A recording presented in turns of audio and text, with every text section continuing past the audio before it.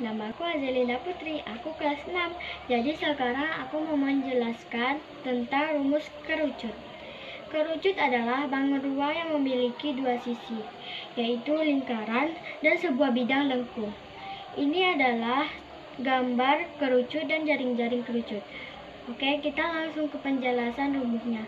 Tapi sebelum kita mengetahui, kita harus tahu T itu apa, R itu apa, dan S itu apa.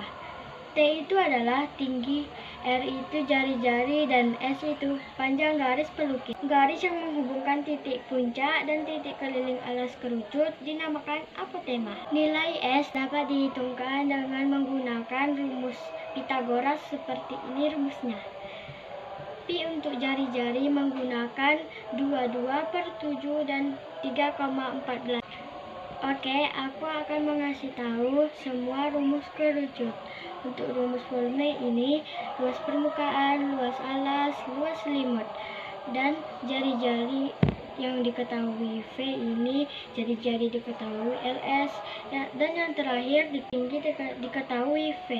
Itu aja penjelasan dari saya. Sekian, terima kasih. Dadah.